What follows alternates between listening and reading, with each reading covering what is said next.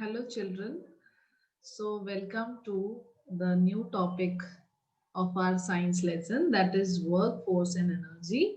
So, today we are going to discuss about force and energy, and with the help of your favorite animated pictures, you can see on the screen. This is very interesting topic also. That is force, work, and energy. Now, if we talk about force, so what is force basically? Now you can see this boy is coming to hold many pumpkins are lying there.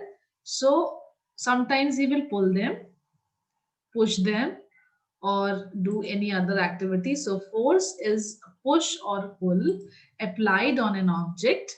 It can move a stationary object or can stop a moving object.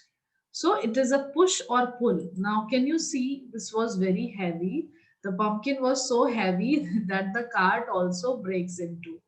Now, this cart is stationary if the boy tries to move it. Like, if the boy will apply force, the cart will start moving and it will take lot of energy also. So now, it can move a stationary object or can stop a moving object.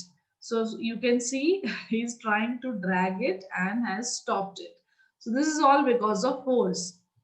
This football is also moving, and if the boy tries to stop it with the force, he can stop it.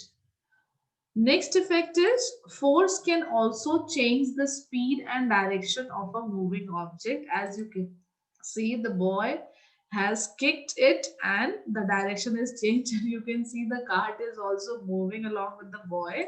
So this is what is all the effect of force, how much powerful you are, and you can just push the things so they can slide easily and can be in the moving direction. And you can, as it is animated, so this is because of this push only this rock has fallen and changed the shape of the car into some junk. So this is also the example that force can change the shape of the object. As you can see, before this rock fall down on the car, it was very good before that. And it can also change the shape or size of the object. It is clearly visible. The shape and size is also changed. Now it has crushed into some other shape, and before it was very nice. Now you can see the boy is again started carrying. Now he's trying to just push this large carton, but if you are not able to push, that means no work is done. When force is applied resulting in the movement of the object, work is said to be done, and finally he is able to push it go inside, and so the work is done. Force is applied on an object resulting into it. Work is equal to force into distance. So if you are trying to push anything which is very heavy and you are not able to push or pull, that means no work is done. Work will be only done if you will apply force and some distance is moved. Like if you are able to push it, then only we call it as that work is done. So the ability or the capacity to do work is called energy. Now if you keep on running, you don't have energy.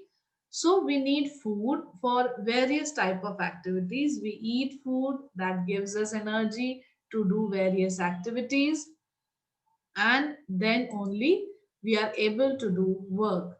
So what we have studied in force is any push or pull is called force.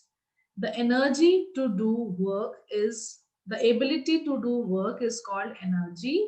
And what is the work done? Work is done if you are applying force with some distance. For example, if you are pushing any chair and you're not able to push it, that means no work is done in terms of science. Also, if you're trying to push your heavy bed and you're not able to push it, that means if no distance is covered by your force, that means no work is done. That is in terms of science. So like if you are pushing a table and you are able to move it to some distance, then only we will say that work is done. So we can say work is equal to force into distance. Means if you have applied force and some distance is covered, then only we can say the work is done. And we will also study about various types of forces and the various forms of energy in the next lecture. Thank you.